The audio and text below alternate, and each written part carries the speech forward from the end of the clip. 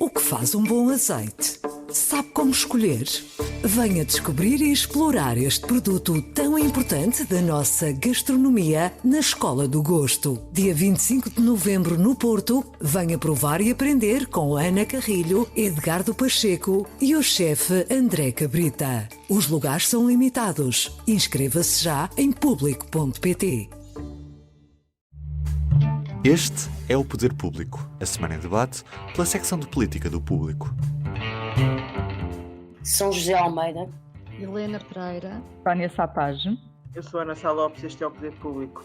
Estamos a gravar na quinta-feira, dia 13 de maio, pela hora do almoço. Foi a semana do Sporting campeão e, pelos vistos, nenhum Poder Público teve a lucidez, em plena pandemia, para prevenir o facto de multidões acorrerem ao estádio de Alvalade e ao Marquês de Pombal sem quaisquer regras de segurança.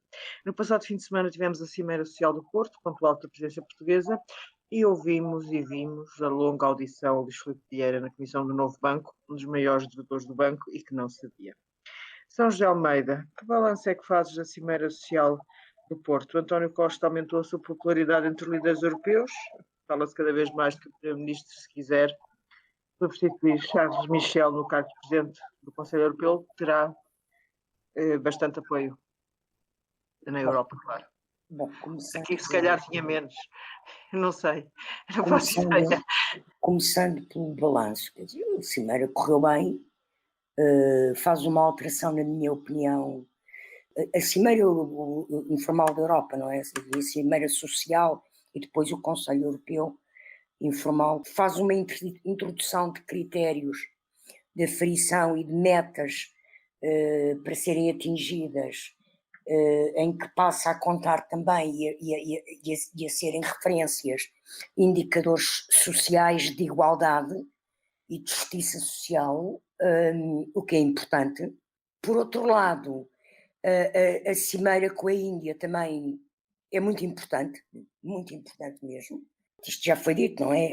Retoma a construção de relações que estavam há muitos anos paradas, ou esse processo de acordo estava parado, e portanto, é uma porta aberta para a Europa, numa zona do mundo essencial, e em que também, tirando a Índia, há o peso da China, e portanto esse equilíbrio é importante. Isto foi tudo sucesso, pronto, tudo bem, sucesso da presidência portuguesa e por maioria de razão do primeiro-ministro, até porque no caso da Índia ele tem relações especialíssimas com o presidente Modi e portanto só ele é que teria condições para fazer, para conseguir concretizar aquela cimeira. O diálogo estava parado há muitos anos. Sim, acho que desde 2013 ou 2014.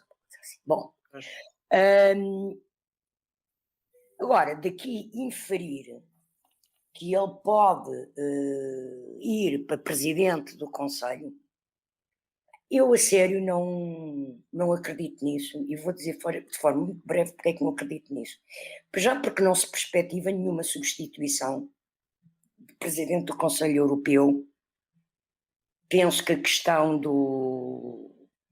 que se passou na Turquia com a presidente da Comissão ter sido enxovalhada pelo presidente da Turquia,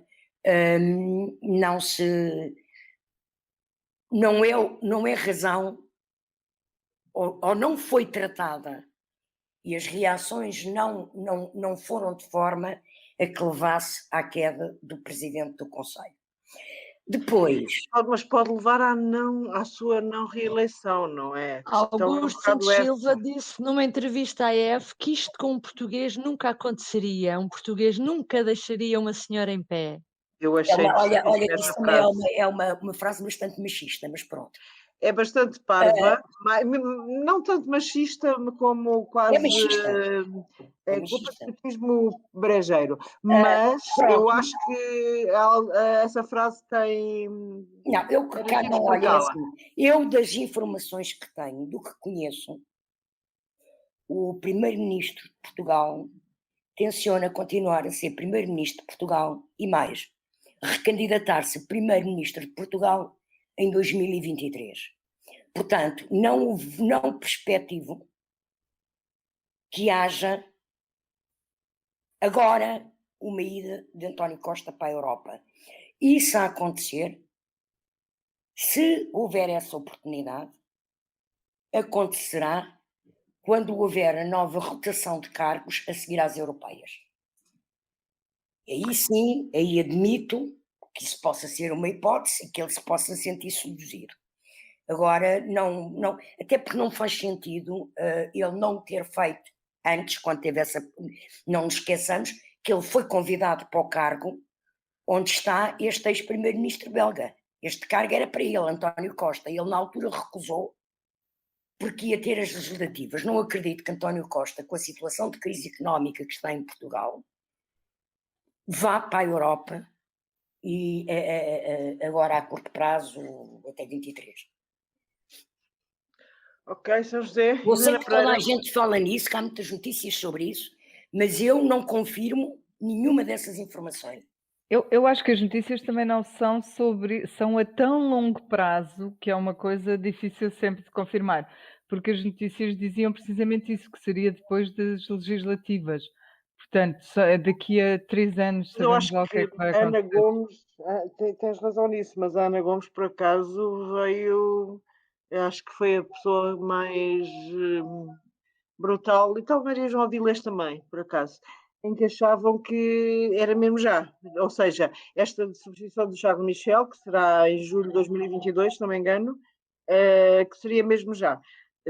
Fiquei muito surpreendida até por os ouvir dizer isso, porque eu penso, de facto, ninguém vai, Costa não quererá repetir Durão Barroso. Pois, é um trauma para nós, não é?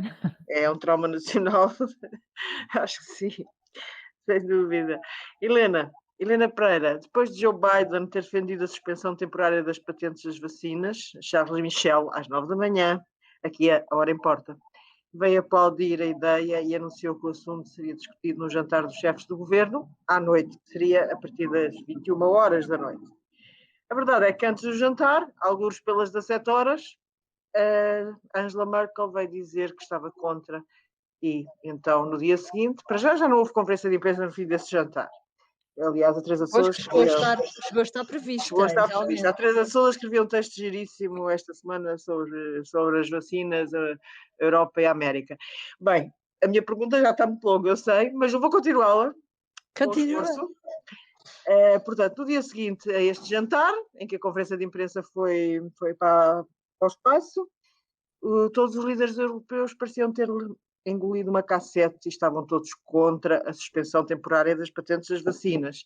O problema, segundo os líderes europeus, que falaram a uma só voz, ou melhor, pareciam clones uns dos outros, não eram as patentes, mas a exportação, e desafiavam a América a exportar tanto como dizem que a Europa faz. Pronto, depois desta minha pergunta, que eu acho que nunca fiz uma tão grande da vida, o que é que dizes sobre isto? Acho que é verdade que os líderes engoliram uma cassete, incluído António Costa, que parece-me que fez o ataque, não é o discurso, fez o ataque mais vigoroso que eu vi algum líder europeu fazer contra Joe Biden. E não o fez na Cimeira, fez na quarta-feira no debate de política geral na Assembleia da República, porque a determinada altura é curioso, quando o líder parlamentar do PC, o João Oliveira, lhe faz uma pergunta sobre a quebra de patentes, e António Costa vira-se para o líder comunista, que, como nós sabemos, pertence a um partido que não tem especial apreço pelos líderes norte-americanos, sejam eles de direita, sejam eles também de esquerda, como é o caso, ou mais de esquerda, como é o caso. Mais de esquerda, quer dizer, o Partido Democrata convivem pessoas do PSD e até do CDS aqui em Portugal, não é? Aquilo Exatamente, é uma amálgama. mas com certeza que é mais de esquerda que os republicanos. Sim, do que o Trump, exatamente. Não, mas António Costa, surpreendentemente, vira-se para o João Oliveira e diz que a proposta de Joe Biden foi inconsequente, que serviu apenas para desviar a atenção do ponto fundamental, que é o facto dos Estados Unidos não exportarem vacinas e não exportarem matéria-prima como a Europa faz, e que não adianta países como os Estados Unidos terem ideias muito generosas, isto é tudo citações do Costa, de António Costa, não adianta terem ideias muito generosas quando não fazem algo que era absolutamente essencial, que é libertar essas patentes e exportar também os seus componentes. Portanto, aquele jantar lá em Bruxelas, no Porto, jantar no Porto, que se discutiu as patentes, aquilo foi assim uma cartilha.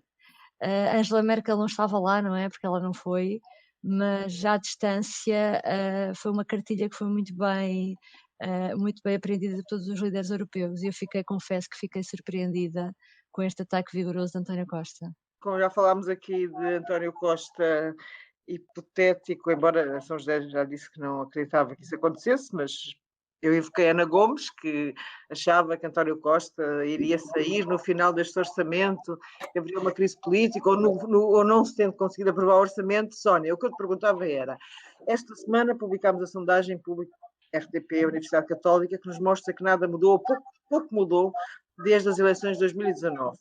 Que lições é que se podem tirar desta sondagem para as negociações do próximo orçamento? Olha, o que é que os partidos vão pensar? Deixa-me só dizer-te que nós tivemos alguma dúvida em avançar com esse título, porque somos jornalistas e os jornalistas querem sempre uma notícia nova, digamos assim, e isso era uma notícia velha, não é? Dava o PS a 10 pontos de distância do PSD, dava o Bloco em terceiro lugar, dava a Geringonça com mais de 50%, portanto, a ideia de que se houvesse eleições antecipadas o PS ou o PSD sairiam beneficiados também é um bocadinho entra em contradição com os resultados da sondagem. Portanto, ninguém ganhava nada e o cenário das próximas eleições seria aquele que o Marcelo teme, que é, no fundo, a direita continuar na oposição. Mas, entretanto, eu acabo de publicar uma sondagem que responde diretamente à tua pergunta, que é uma segunda parte da sondagem.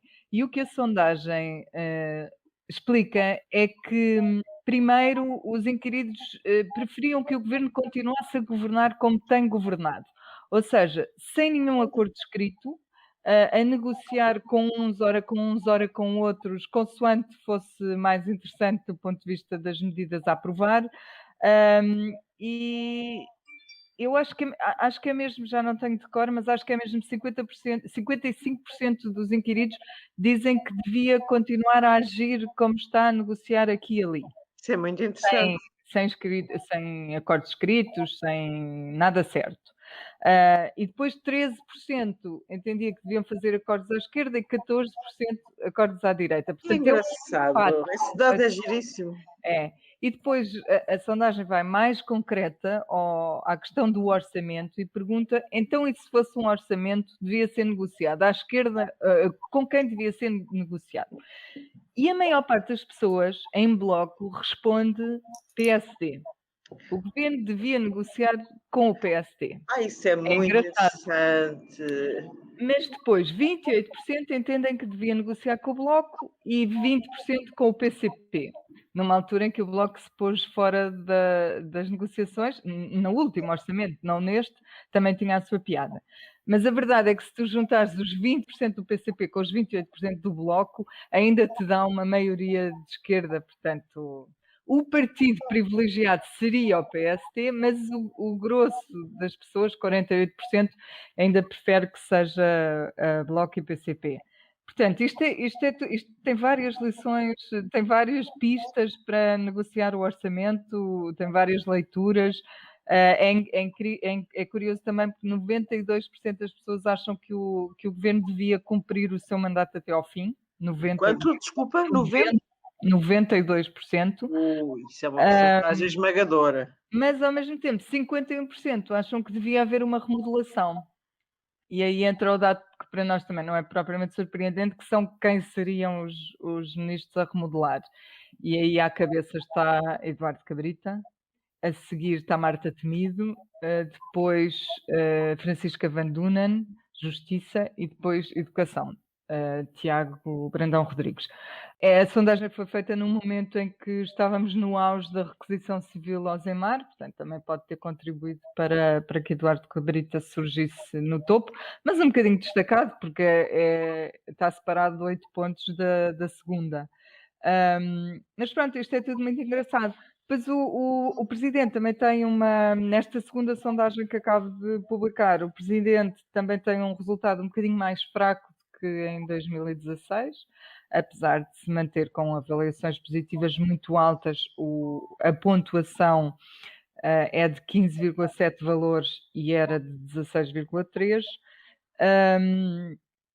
E basicamente também aqui não há grandes mudanças, as pessoas esperam que ele continue a agir como agiu, não é engraçado este nível a que chegamos em que parece que não se quer mudar nada, não é? E não se querendo mudar nada, isso é uma lição para quem tem os desafios nos próximos meses de negociar o orçamento.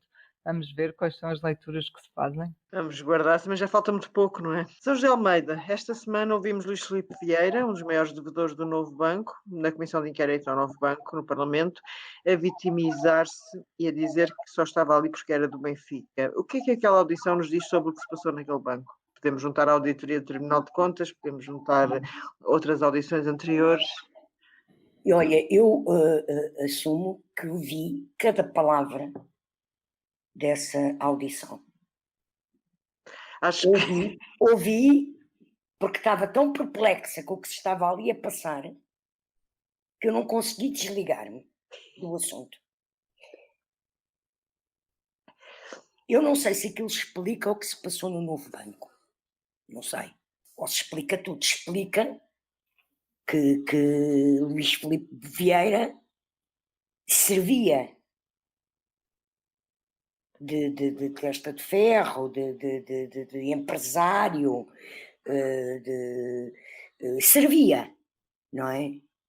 Era um agente de uma série de negócios, pelo menos duvidosos. Depois ouvi algumas coisas absolutamente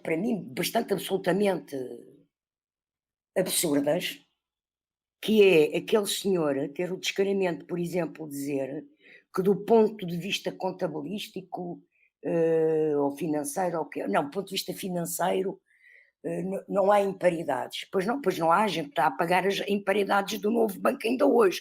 Nós, portugueses, com os nossos impostos, através do Orçamento de Estado e através dos adiantamentos que o Governo dá ao Fundo de Resolução. Portanto, olha, fiquei com a sensação, já tinha havido outras audições com outros empresários naquela comissão que também absurdas, mas de facto aquilo é a comprovação da impunidade que existiu durante anos neste país sobre negócios ilícitos. É a demonstração do que são empresários que não sabem ser empresários,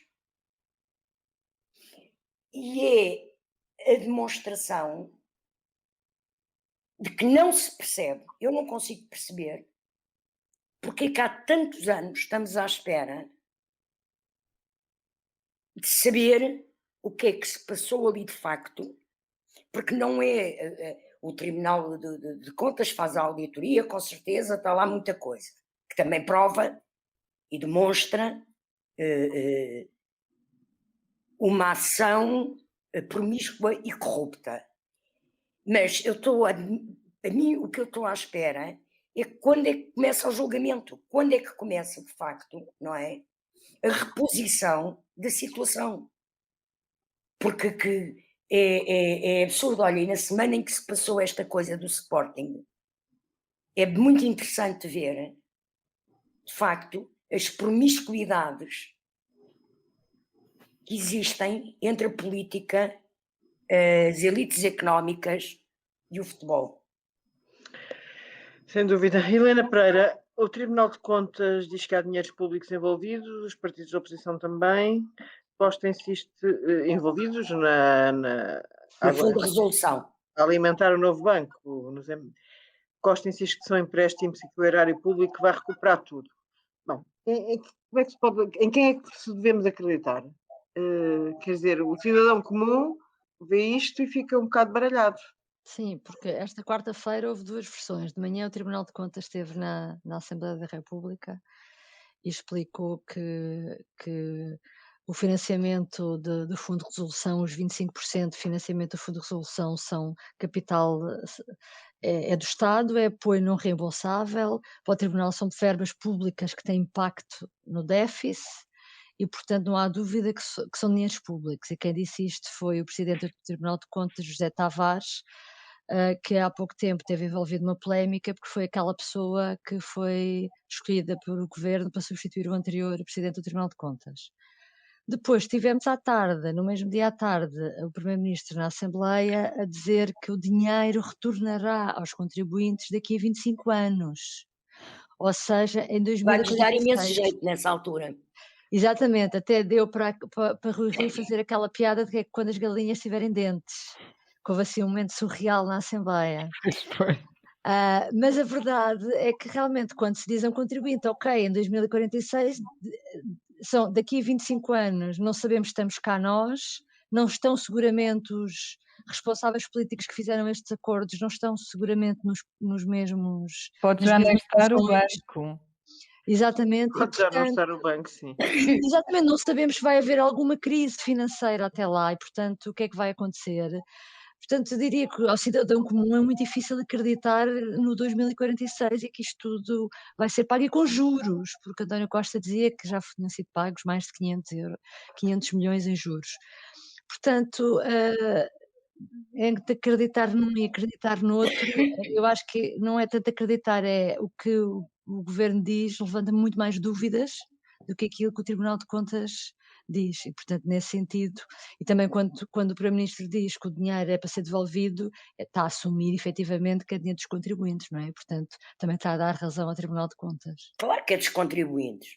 Pode ser a título de empréstimo que daqui a não sei quantos séculos é devolvido. Mas é dinheiro dos contribuintes, é dinheiro do orçamento de Estado, é dinheiro dos impostos que os portugueses e as empresas que operam em Portugal e os estrangeiros que vivem em Portugal pagam. Vamos ver daqui a 25 anos, não é, São José? Olha, eu não Isto vou ver estará. daqui a 25 anos, acho que já não estou cá, mas pronto. Seria um milagre, mas está bem. Tu vais ser daquelas velhas chatas com 100 anos. Sim, sim. Estão mesmo a ver. Sónia Sapaz, como é que fica a situação de Mário Centeno, governador do Banco de Portugal, versus Mário Centeno, o ministro que assinou a venda do novo banco? Há aqui uma situação de incompatibilidade, não é? Já falámos na altura da nomeação dele, mas ainda não havia o relatório. Ele foi violentamente criticado na audição do Luís Filipe Vieira também, que disse que quem assinou o contrato do novo banco devia estar a sentir-se enforcado. Eu acho que foi mais ou menos assim Foi. que ele disse.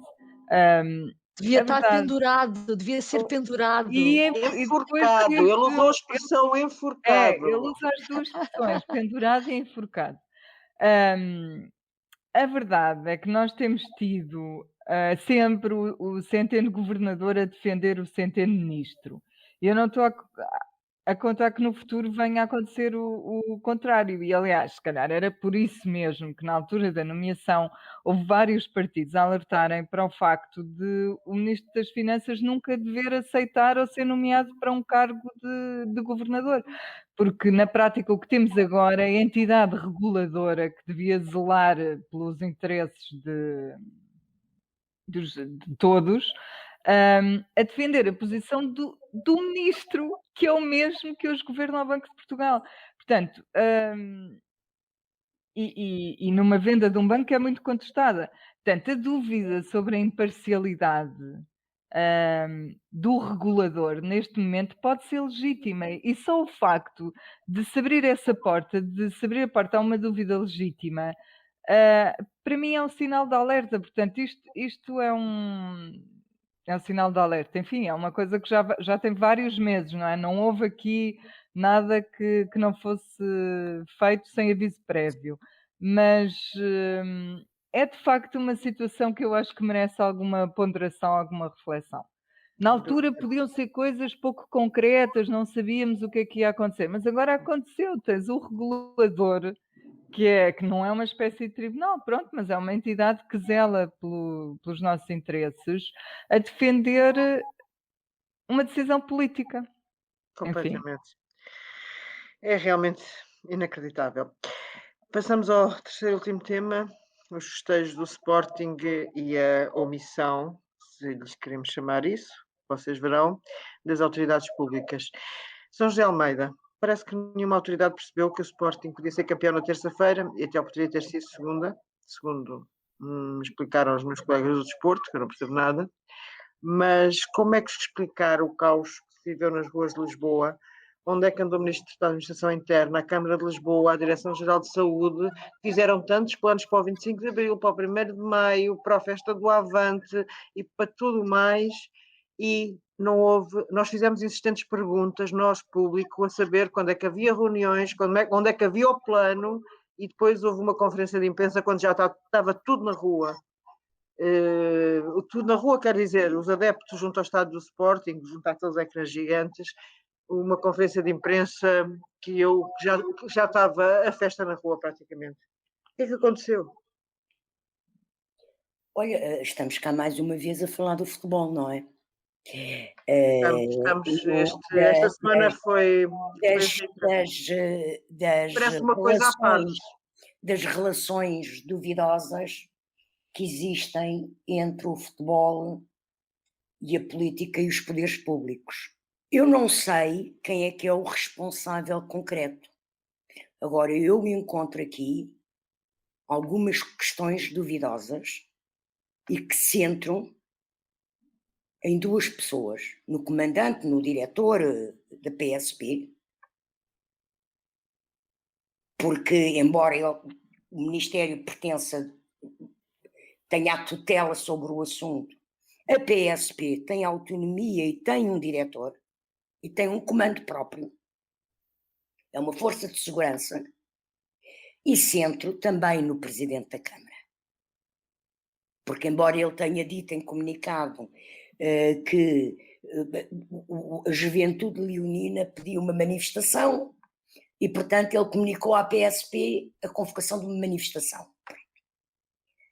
Mas estava lá nas reuniões, até já fez saber que tinha pedido para o percurso do autocarro ser maior. Eu acho que houve... Mas ainda não ouvimos falar, que é uma coisa... Sim, mas houve um comunicado da Câmara. Sim, é um comunicado. Eu acho que houve desleixo do comando da PSP, que está centralizada no seu chefe, não é? E houve desleixo por parte da Câmara e até pela DGS, mas já com as praias, São José Almeida, a DGS já veio dizer que há multas para quem não andar de máscara nas praias, portanto podemos estar sossegados pela nossa saúde. Pronto, não, mas portanto houve aqui assim desleixo de várias partes. Portanto.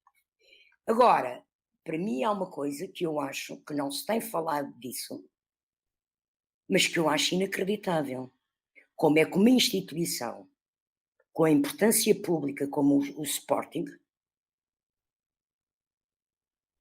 monta aquela feira, acho que foi a Juventude Leonina lá, os jovens, aquilo era ecrãs, era música desde as 3 ou 4 da tarde, ou lá o que era, uma música insuportável, transmitida pelas televisões, portanto a chamar pessoas para irem para lá. A loucura de um autocarro andar de madrugada com os jogadores em Lisboa. Quer dizer, onde está a responsabilidade social do Sporting? Olha que eu até sou sportinguista. Quer dizer, no pouco que ligo ao futebol, até sou sportinguista. Mas porque o meu pai era e eu, pronto, passei assim desde pequenina, não é? Agora, eu acho isto de uma total irresponsabilidade. Um clube que é presidido por um médico. Eles não perceberam o que é que estavam ali a montar à tarde? Isto não é só uma questão. Vou fazer de advogada do diabo. É que há um litígio também entre o Varandas e a Juveléu, sabes disso? Não me interessa nada disso, Helena. Por isso é que o Sporting não abriu a boca sobre a Juveléu. O que eu estou a falar é outra coisa. Houve desleixo da PSP, houve desleixo da Câmara Municipal, houve desleixo da DGS. Mas houve também um enorme desleixo por parte da direção do Sporting. Porque estava aos olhos de todos, até eu à tarde percebi, não é? Ao ver a televisão, os diretos que estavam da envolvência do estádio, que aquilo não era normal, e que aquilo não ia correr bem. Aliás, não percebo porque é que a DGS tem sido tão rígida em não deixar haver espectadores dentro dos estádios com as medidas de segurança que impõem aos espetáculos, mas de repente aquela feira, aquele arraial pode ser montado. Bem, aquilo foi pior que o Santo António, portanto, esperemos, vai haver de certeza arraiais de Santo António para se Não, é que uma neste linha Já de estão pensamento. proibidos, sabes que já Neste estão momento, proibidos. neste momento ninguém tem autoridade para proibir nada. Acabou a autoridade. Helena Pereira, desde aquele espetáculo deprimente para a saúde pública que a São José tem estado aqui a falar, ainda não ouvimos Fernando Medina falar, apenas o tal comunicado a dizer agora que a recepção ao Sporting na Câmara não terá público. Eu Não, concordo. há um comunicado da Câmara, que eu creio que é o mesmo, em que eles dizem que foi pedida uma manifestação com 6 horas de duração, é uma coisa espetacular, autoriza uma manifestação durante 6 horas. Mas o que eu acho engraçado é que E parece eles que têm ninguém sabe a dinâmica de um clube que não ganha há 19 anos. Ou Ana, que nem que tivesse ganho o ano passado. Mas no ano Nem que passado tivesse ganho o ano o passado. Porto, que não tem jejuns tão prolongados como o Sporting, o Porto ganhou no ano passado e no ano passado houve regras e foram cumpridas. Pois, Helena está bem. Pereira. Pronto. Helena Pereira. Ah, Onde não, é que estão os poderes públicos? Onde é que está a DGS? Onde é que está a doutora Graça Freitas? O doutor Fernando Medina? é assim, da DGS não percebo. Como tu dizias há bocado, quando foi o 1º de maio, o 25 de abril, uma série de coisas, a Festa do DGS tinha Avante, tudo. Festa do Avante tudo, E vinha agora as falar. praias, saiu hoje a norma das praias, Exatamente, 100 exatamente. euros, se não tiveres máscara nas praias, que é o Não fim. sei, não percebo nada disso, só te posso dizer com certeza uma coisa. No Medina, a única coisa que eu sei é que realmente não celebrou a vitória do Sporting porque é do Benfica e aliás, fez parte da comissão de honra daquele brilhante empresário que ouvimos esta semana falar na Assembleia da República, que é um dos principais devedores ao novo banco, que é o Luís Filipe Vieira, e na altura, quando foi muito criticado António Costa também e Fernando Medina por fazerem parte dessa comissão de honra, eles explicaram que aquilo era algo que realmente lhes dava muito orgulho estar associado àquela pessoa e, portanto, é bom a gente ir recordando de vez em quando estas coisas, no meio da estupefacção geral. Bom, outra coisa tem a ver com a campanha eleitoral, digo eu, porque Medina quis lavar as mãos de qualquer responsabilidade pela polémica da festa do título do Sporting. Ele empurrou realmente tudo o que pôde para a PSP. Para a PSP. Parece que aquela instalação lá da Juveléu, daquele caminhão, daquela manifestação com a televisão e o disc jockey e mais não sei o quê, foi comunicada à Câmara, que ficou em silêncio sobre o assunto. Portanto, agora o que eu gostava de ouvir é o que é que Fernandina, comentadora, porque parece que esta semana ele faltou ao espaço de comentário que ele costuma ter semanalmente na TVI. O que é que Fernandina, comentador? Faltou esta semana. Parece que sim, parece que sim. Eu andei à Portanto, procura e realmente não consegui ver. vamos ver o que é que ele dirá sobre como é que correram os festejos. Estou surpreendida. Ele realmente a única coisa que disse é que vai receber o Sporting lá nos passos do concelho, mas que não quer adeptos na praça do Foi o município. comunicado. Portanto, vamos ficar sem saber também se vai haver aquela oportunidade de fotografia, que é os jogadores irem à varanda Isso é haver da Câmara certeza. com a taça na mão. Mesmo sem público, conta com a fotografia.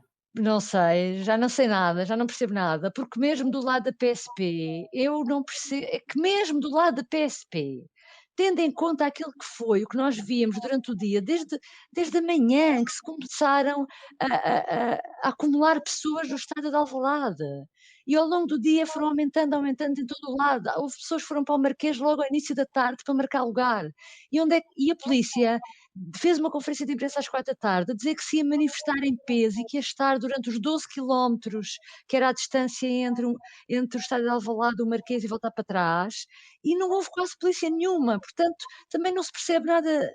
Bom, não se percebe nada, eu acho que simplesmente toda a gente teve receio de algum tipo de sublevação popular das massas presas em casa há mais de um ano por causa do Covid, e portanto houve ali eu acho que toda a gente teve medo de querer fazer alguma coisa que ainda descambasse em mais Atiçasse. violência. A sério, porque foi de todas as entidades. Sim, Eu acho que isto ainda vai dar uma guerra, Magina da Silva, Eduardo Cabrita, que pode ser sempre interessante. Já na altura do CEF, quando ele falou da fusão das polícias e foi a Belém, foi uma guerra de titãs. achas que imagina cai, Sónia? Quer dizer, em que posição é que fica o ministro Eduardo Cabrita também com estas coisas todas? Falámos, Fernando Medina fica mal, a DGS fica mal, Eduardo Cabrita já tinha o de mira às costas, não é? Admirem não só, não é? Na verdade, Eduardo Cabrita vai acumulando episódios até ao episódio final, se calhar. É o que está na Sim, lista de Ela só remodeláveis. admira só por ser esta semana. É o que está na lista no topo da lista de remodeláveis da nossa sondagem, como eu há bocado falava. Então ontem sofreu ataques violentos na Assembleia da República, nem sequer foi esta a primeira vez que esteve debaixo de fogo. Olha, não me surpreenderia que se Eduardo Cabrita ainda saísse do governo para ser promovido para outro cargo. Europeu.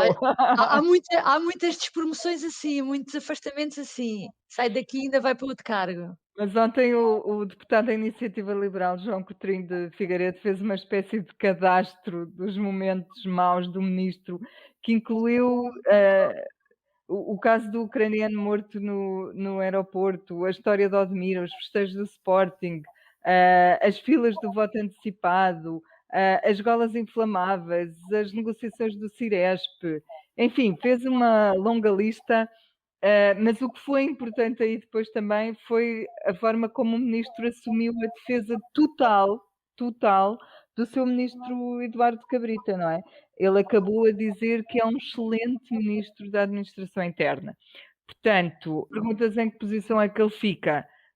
O que eu acho é que ele neste momento fica como estava, atacado por cima e super protegido atacado por baixo e super protegido por cima.